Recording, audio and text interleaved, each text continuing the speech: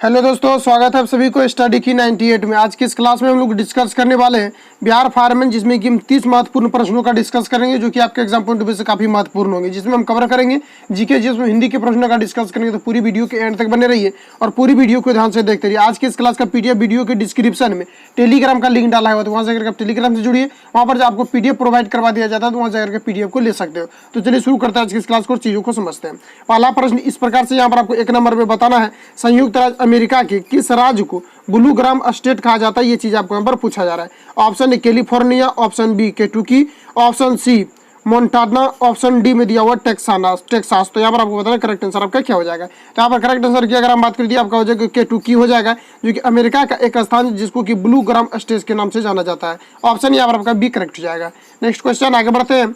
Next question यहाँ पर आपको पूछा जा रहा है, निम्नलिखित में से कौन सा ब्रह्मपतन का विशिष्ट उदाहरण है? ये चीज आपको यहाँ पर पूछा जा रहा है। Option A Porbandar, option B Haldia, option C Visakhapatnam, option D Panaji. तो बताइए आपका करेक्ट आंसर क्या हो जाएगा। तो करेक्ट आंसर की अगर हम लोग बात करें तो ये आपका हल्दिया हो जाएगा, जो कि पश्चिम बंगाल में आपका स्थित है, जिसको कि हम लोग किस नाम से जानते थे? ब्रह्मपतन का ये एक उदाहरण है। ऑप्शन यहाँ पर बी करेक्ट हो जाएगा। और आपको याद रखना कि हल्दिया में बहुत सारे तेल शोधक कारखाना भी स्थित है। इसके अलावा भी वहाँ पर बहुत सारे जो है कंपनियां, वहाँ पर उद्योग जो है स्थापित किया गया है। ऑप्शन यहाँ पर आपका बी करेक्ट हो जाएगा।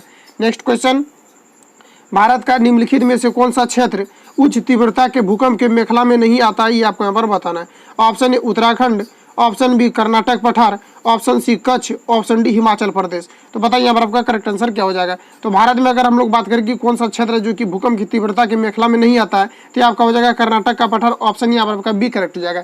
इसके अलावा अगर हम लोग बात कर ले यहाँ पर कि पूरा विश्व में अगर बात कर ले कि सबसे ज्यादा भूकंप जो है ये कहाँ पर आता है, तो पूरा विश्व में अगर हम लोग यहाँ पर बात करेंगे सबसे ज्यादा जो भूकंप आता है ये कहाँ पर आता है, तो ये आपका प्रशांत महासागर में आता है। कहाँ पर? तो ये आपका प्रशांत महासागर में होता है। ये आपको यहाँ पर याद रखना है, प्रशांत महासागर में सबसे ज्यादा पूरा विश्व का भूकंप होता है। अगर हम लोग कंट्री की बात कर ले कि किस कंट्री में सबसे ज्यादा भूकंप आते हैं, तो ये आपका हो जाएगा जापान।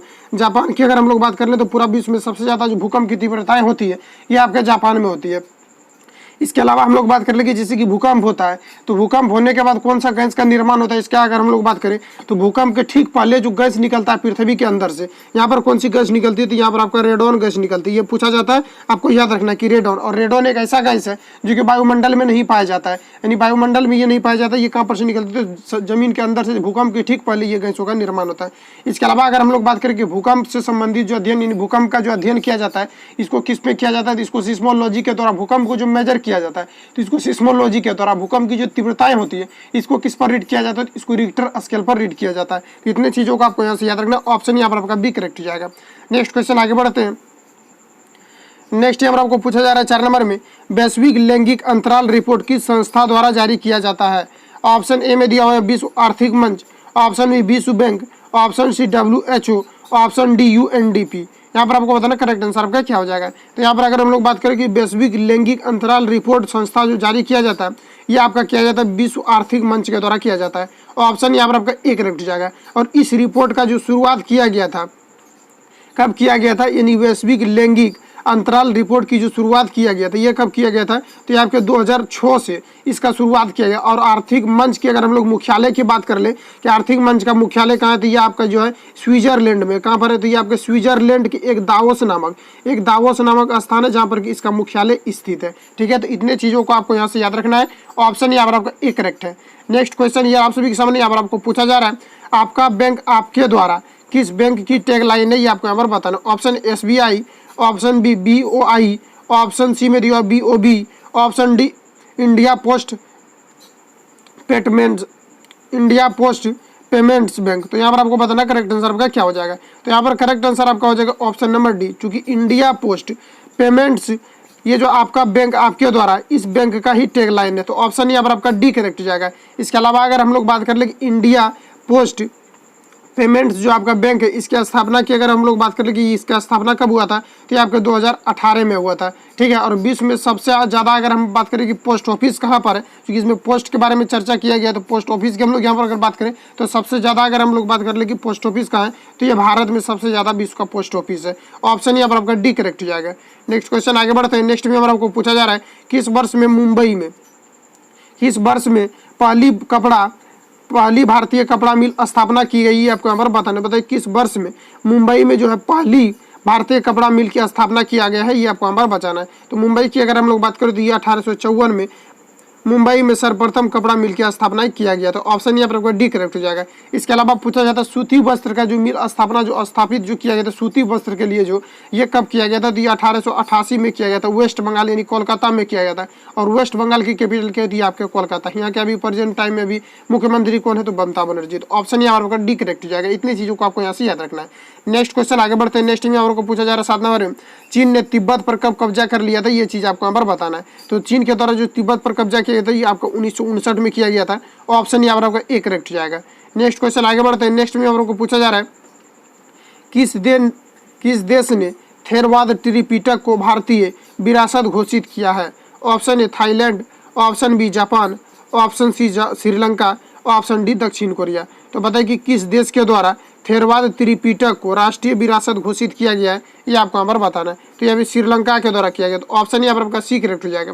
और हम लोग यहाँ पर अगर बात कर ले कि श्रीलंका की, तो जो ये त्रिपिटक जो है, ये त्रिपिटक जो ये आपका बौद्ध धर्म से संबंधित है। ये चीजें मैंने ऑलरेडी आपको बता दिया था कि ये बौद्ध धर्म से संबंधित है। ये पूछा जाता है त्रिपिटक किससे संबंधित है? तो ये आपके बौद्ध धर्म से संबंधित होगा। और श्रीलंका की यहाँ पर अगर हम बात करें तो श्रीलंका में लगभग 70.2% जो है बौद्ध धर्म के लोग निवास करते हैं। ऑप्शन यहाँ पर आपका सी करेक्ट हो जाएगा।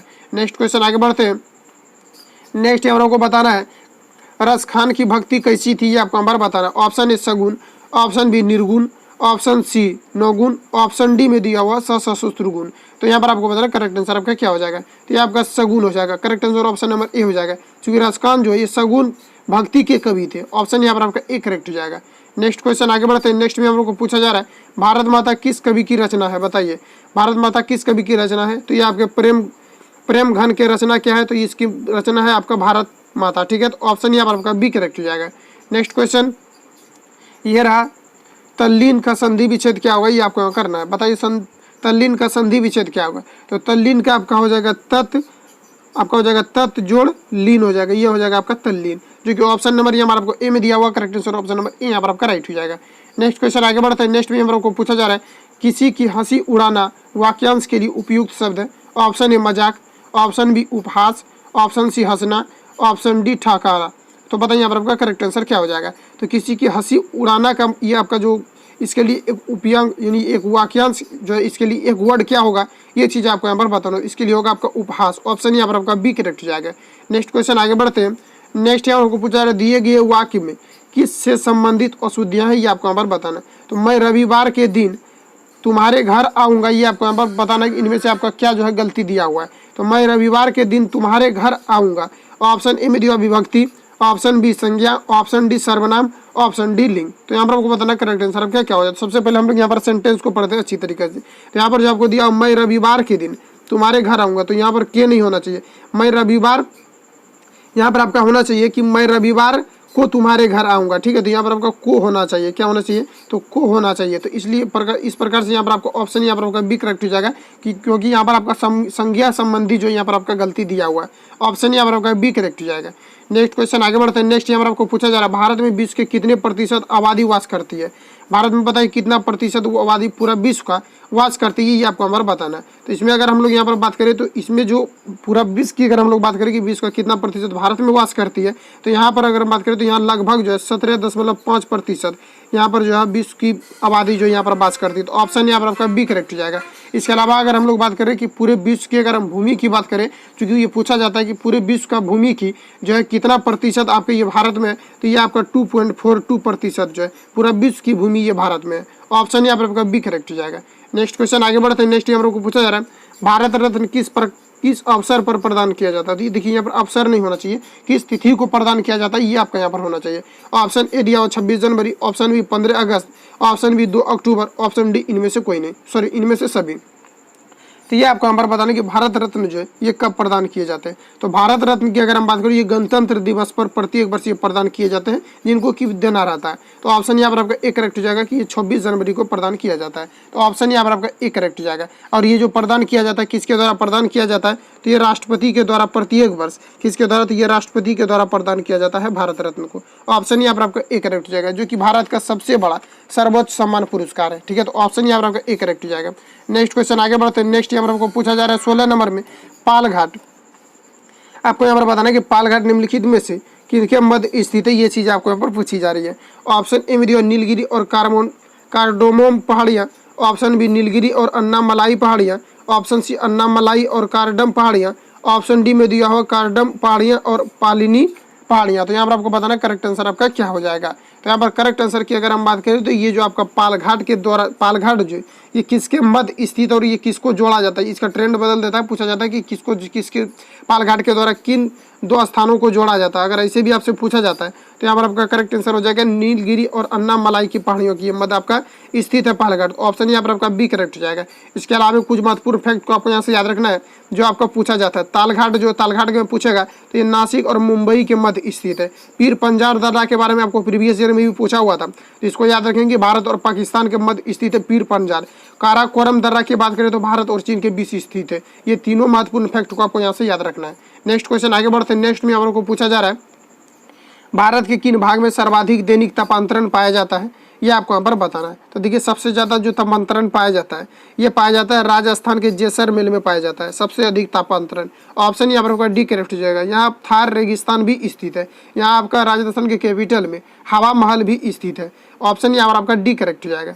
नेक्स्ट क्वेश्चन आगे बढ़ते हैं। नेक्स्ट यहाँ पर आपको 18 नंबर में पूछा जा रहा है आम्र वर्षा संबंधित है। तो यहाँ पर अम्ल वर्षा आपको नहीं समझना, ये आम्र वर्षा एक होता है, ठीक है। तो इसमें आपको यहाँ पर बताना आम्र वर्षा जो संबंधित है ये किससे संबंधित है, ये आपको यहाँ पर पूछा जा रहा है। ऑप्शन ए दिया आमों की बौछार से, ऑप्शन बी आम का टपकना, ऑप्शन सी बिहार एवं पश्चिम बंगाल में मार्च अप्रैल में होने वाली वर्षा, ऑप्शन डी आम की फसल अनुभरण। तो यहाँ पर आपको बताना करेक्ट आंसर आपका क्या हो जाएगा। तो यहाँ पर करेक्ट आंसर की अगर हम बात करें तो बिहार एवं बंगाल में मार्च और अप्रैल में होने वाली वर्षा को हम लोग क्या कहते हैं, आम्र वर्षा के नाम से जानते हैं। ऑप्शन यहाँ पर आपका सी करेक्ट हो जाएगा।